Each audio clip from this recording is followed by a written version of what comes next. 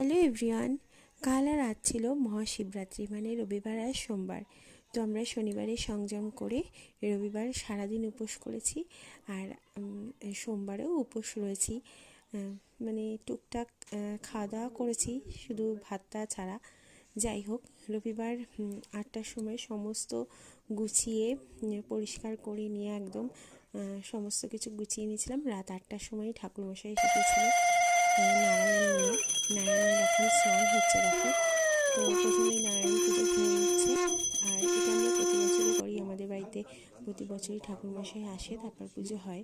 আর আমাদের বাড়িতে আমার বড়মশাই মানে প্রতি বছর 4 প্রহর রাত জেগে পুজো দেয়, বাট এবার আর সেটা করা হয়নি। এবার একবারেই 4 প্রহরের পুজো দেওয়া হয়েছে, ঠাকুরমশাই এসে পুজো দিয়েছে। তো দেখো, এখন সংকল্প হচ্ছে। সংকল্পটা আমার বড়মশাই করছে এখানে, আর আমরা সবাই বসে আছি। আর তোজোর ছিল পরের দিনই এক্সাম শুরু। তো যাই হোক, রাত প্রায় 10:30 পর্যন্ত পুজো হয়েছে। খুব ভালোভাবে সুন্দরভাবে আমরা মহাশিবরাত্রির ব্রত পালন করে পুজোটা দিয়েছি। মানে মনের একটা শান্তি বলতে পারো মহাদেবের পুজো দিয়ে। আর এই যে আমাদের শিব দেখতেই পাচ্ছ, অনেকগুলো শিব কিন্তু ওখানে বসানো রয়েছে। তো এখানে দেখো, পুজো হওয়ার পরে এখন শিবের ঘি মধু সমস্ত দিয়ে এখন দুধ গঙ্গা জল দিয়ে স্নান করানো হচ্ছে। তো এখানে দেখতে পাচ্ছ মোট 5টা শিব আছে এখানে, সাথে বাবা লোকনাথ ঠাকুরকেও বসানো হয়েছে। তার ওনার মাথাতেও জল ঢালা হয়েছে।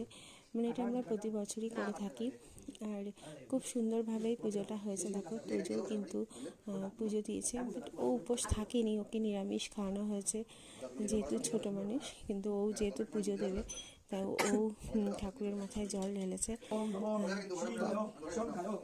এখানে ও হাতে পাচ্ছিল না, তাই বাবা ধরে রেখেছে, দেখো। তারপরে আমি জল ঢেলেছি। ঠাকুরমশাই আমাদের এক এক করে দিচ্ছে। খুব সুন্দরভাবে আমরা ঘরে পুজো দিয়েছি, একদম মন শান্তি ভরে পুজোটা হয়েছে। তারপরে প্রার্থনা হয়েছে, তারপর অঞ্জলি হয়েছে, তারপরে আরতি হয়েছে। খুব সুন্দর করে এই পুজোটা হয়েছে। তো সমস্ত তো ব্লগে দেখানো সম্ভব না। তো দেখো, এখন আমি জল ঢালছি, তারপরে এরপরে মা দেবে, তারপরে বাবাও দেবে। মানে সবাই এক এক করে আমরা শিবের মাথায় জল ঢেলেছি। তো খুব সুন্দর হয়েছে পুজোটা। এদিন মাথায় একটু টেনশন ছিল, কারণ পরদিনই আবার তোজোর এক্সাম শুরু, একদম ফাইনাল এক্সাম ওর শুরু। আর প্রথমে ছিল ল্যাঙ্গুয়েজ পরীক্ষা। তো ওকে নিয়ে একটু পড়াতে বসাবো, সেইটাও করছিলাম, কারণ সারাদিন একটুও পড়তে পারি।